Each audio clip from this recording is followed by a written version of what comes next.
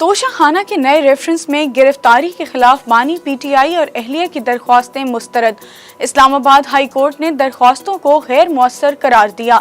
Justice میاں گل حسن اورنگزیب نے remarks دیے، نیب نے تفتیش مکمل ہونے کے بعد ریفرنس دائر کیا۔ اسلام آباد ہائی کورٹ نے 190 ملین پاؤنڈ کیس میں حتمی فیصلہ نہ سنانے کا حکم امتناع ختم کر دیا۔ بانی پی ٹی آئی کی دستاویزات فراہمی کی درخواست منظور۔ نیب نے القادر ٹرسٹ کیس بند کرنے کا ریکارڈ عدالت میں پیش کر دیا۔ کاپی بانی پی ٹی آئی کے وکلاء کو فراہم کر دی گئی۔ بانی پی ٹی آئی اور بشرا بی بی کے وکلاء کی عدم دستیابی کے باعث اڈیالہ جیل میں 190 ملین پاؤنڈ ریفرنس کی سماعت 23 اگست تک ملتوی۔ عوام کو بتائیں انٹرنیٹ کیوں متاثر ہے، فائر وال سسٹم لگا یا نہیں؟ اگر لگا ہے تو بتایا جائے لوگوں کو وی پی این استعمال کرنے کی ضرورت کیوں پیش آئی؟ قائمہ کمیٹی انفارمیشن ٹیکنالوجی کے اجلاس میں ارکان نے سوالات کی بوچھاڑ کر دی۔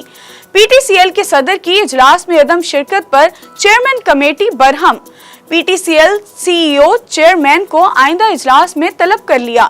چیئرمین پی ٹی اے نے بتایا سوشل میڈیا شٹ ڈاؤن حکومت پاکستان کی ڈائریکشن پر ہوتا ہے۔ 7 فائبر آپٹکس میں سے ایک خراب ہے جس سے انٹرنیٹ متاثر ہوا۔ 27 اگست تک خرابی دور کر لی جائے گی۔ اس سے پہلے وزیر مملکت آئی ٹی شزا فاطمہ نے انٹرنیٹ سلو کی وجہ وی پی این کا استعمال بتایا تھا۔ پنجاب ہر چیز میں لیڈ کر رہا ہے، پنجاب کو دیکھ کر لوگوں کی دوڑیں لگی ہوئی ہیں۔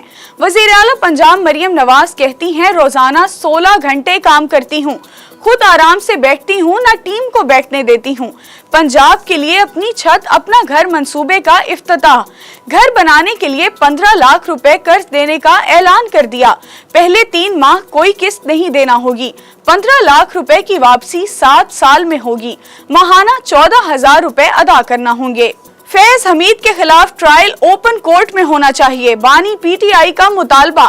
اڈیالہ جیل میں صحافیوں سے گفتگو میں کہا پاکستان کی سب سے بڑی جماعت کے سربراہ پر الزام کا معاملہ ہے، بڑی بڑی باتیں سامنے آئیں گی، نئی چیزیں پتہ لگیں گی، کیا ہوا کیا ہو رہا ہے۔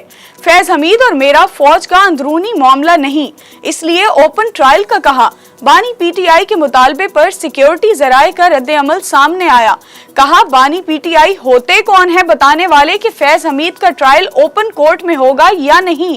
بانی پی ٹی آئی کا اس معاملے میں ٹرائل ہوا تو تسلی رکھیں اوپن ہی ہوگا، دنیا کو پتہ چلے گا وہ کیا کرتے اور کرواتے رہے ہیں۔